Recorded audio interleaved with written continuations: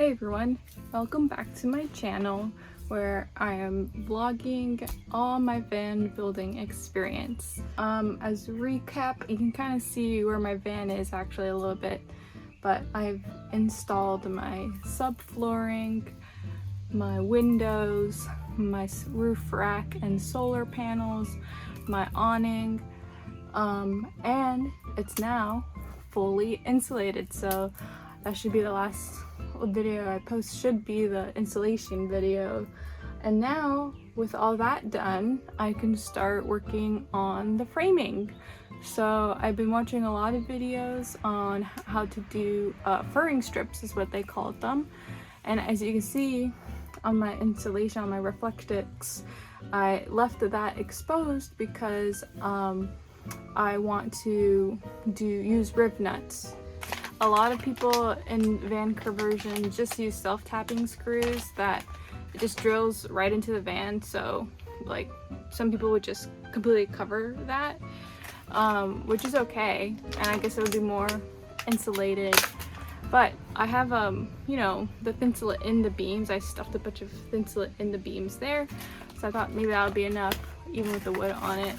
But yeah, I decided to use rib nuts because it's more structurally stronger, as it's structurally stronger to use, and if like I mess up or something like that, it's not that big of a deal versus self-tapping screws. It's like permanent, there's like a hole now in your van, versus you're using pre-existing screws, or sorry, pre-existing holes, and you're using like a rib nut tool to like crimp it together, crimp it in. Okay, rib nuts, this is what it looks like. It fits in some of the holes that I have in my van, not all of them. I was silly and I didn't order all of the sizes. This is one size, and then there's a smaller one that is on order for the smaller holes because I don't want to drill new holes. If I really have to, I will drill a hole, but if I don't have to, you know, I don't want metal shavings going inside in the beams of my van. Anywho, yep, these are the rib nuts. This is what I'm using. And with that, I'm using, depending on the rib nut size, this is for the bigger ones I just showed you, these bolts, or sorry, machine screws, with washers for that size. And then the smaller rib nuts, I'm using a smaller machine screw, so the smaller rib nuts, it's 1032s, versus the bigger one is 1/4 inch 20. And same thing, I got washers for them as well. So we'll see how that goes. I also got my like furring strip plywood. I just got a big sheet. There's like 8 feet by 4 feet, 1/2 inch birch plywood, 1/2 inch for the roof or the ceilings, so that it can slightly warp to the curvature of the roof, and then 3/4 inch for the walls, because there's some like extrusions that 3/4 inch will help make everything flush when I put them on there.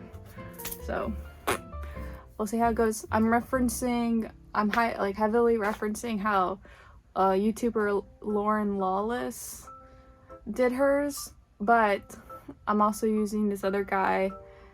Wait, let me find out his name.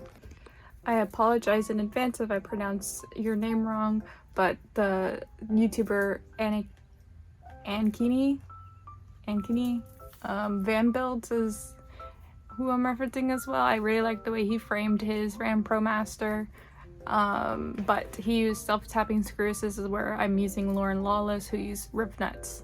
So we're gonna just mesh the two together and see how that goes. Wish me luck. Okay, so more specifically,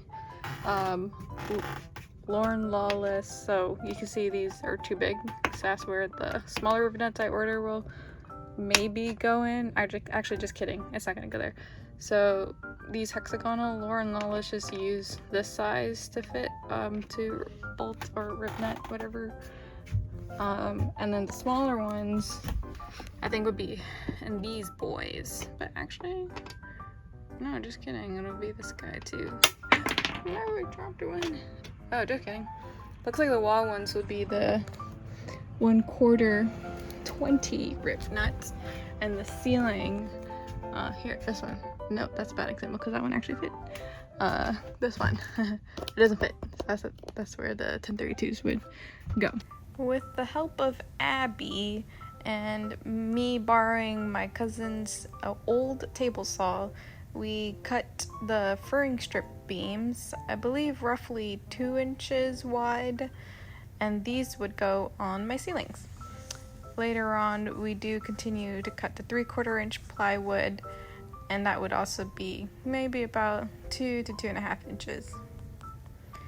With Shane's help, we had like an assembly going on, so we would measure and cut and mark where the riv nut holes need to be, and so on and so forth.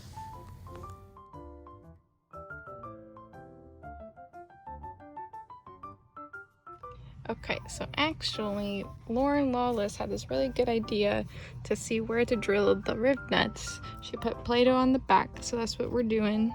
It's not actually Play-Doh, this was like craft dough, which is pretty much the same thing. And we're just putting that where we think the riv nuts are, and we're just gonna press it and then later drill where the holes are on the plywood.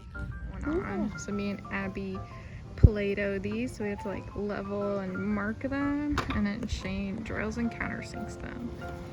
Yeah. Right, Abby? What's up? Sorry. This is what I'm doing. My task. The easiest job in the world. Okay, update. So I did originally use 1/4 riv nuts, and and you can kind of see it's not quite good. So I went a size, or I just got a packet of riv nuts with my riv nut tool, and this one fit. It's 5/16, and it fits really good in the hex holes. So here's the hex hole you can see. So I'm using 5/16 for the hex holes, which are only on the back beams. And you know, I did end up over here, there wasn't really like good holes, you know, like this one to use riv nuts, so I did drill one additional hole right here. I messed up with this one, so I have to like do rust prevention and all that kind of stuff. Not happy about that, but I made one hole here. If I really have to, I'll make the hole, but otherwise I prefer to use the riv nuts. And there's also for these upper beams, I was referencing some people, and they used 2x6s, so 2-inch thick boards. These are thick boys, by 6-inch. It's not actually 2. I think it's like 1 and something. You know how it is. So I got 2 of these to cut them to size, to put them here all over, and looking at it, looks like I have to drill a hole. Looks like, because this one doesn't even have a circular hole. I'm feeling it. It doesn't even have a circular hole, but the other ones do. Thank goodness, the other ones do. But this one I have to drill some circular holes. This one, oh, there's one hidden. Oh no, it's just a square. God dang it. Okay, I gotta drill one in this one too. Wow. You can see it in more detail that we are kind of like countersinking this. That's what my friend Shane was doing. We're marking the locations, drill the hole and drill it so that the screw and the washer can fit in comfortably. And we're just gonna, this one's for the bottom, but just pretend. I know this is a bad example. Right here. Yep, so you can kind of see it. Good like that. And they're all pretty much lined up. Yeah. We're all suffering together. bonding through common suffrage. Trying to... Okay, update on what I am doing. So we finished adding the furring strips onto the walls. Now we're cutting vertical beams, and we're using the Craig jig tool to drill some pocket holes so that the beams can be screwed into the existing beams.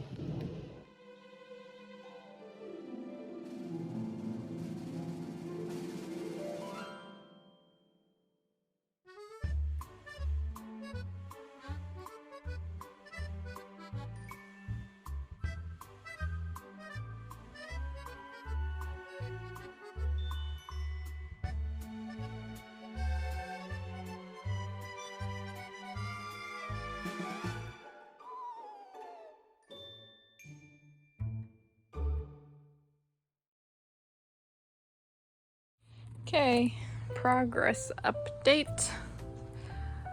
I'm working on adding the vertical beams now. You see I'm gonna do 2 on all the upper ones. I'm gonna try to do 3. I guess with the window I'll do 2. And then 3 on the bottom, probably 2 there.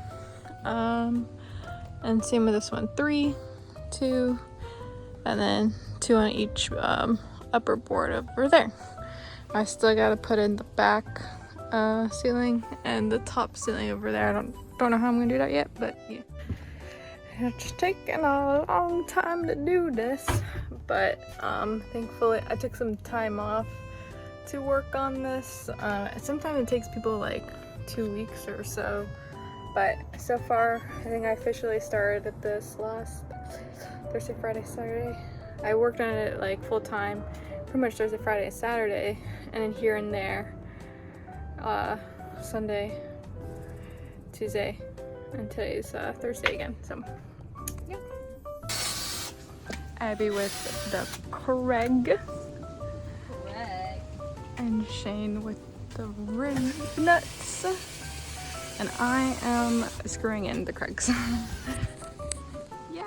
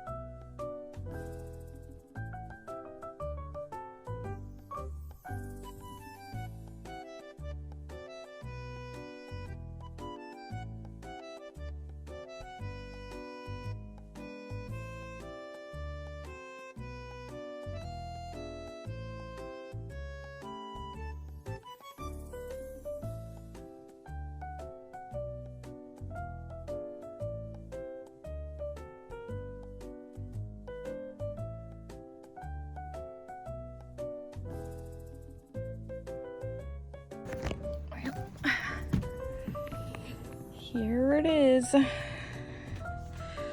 Framing is done. Yep. We used a lot of construction glue for the back ones that a lot of people have problems with. I just did the riv nut. I did the holes over here. I just did the riv nuts, and don't know if I'm gonna have any problems with this. We'll see. And some of the ceiling panels didn't have, the size holes that I need, so I just used self-tapping screws. But otherwise, if it did have the holes like this one, I would use the riv nut and the bolts for that one. This one's self-tapping, and this one did not have any holes, and I can't like screw it in because there's nothing behind it. It's not like a beam, so I'm gluing it to the ceiling and using these to push up on it. Yeah.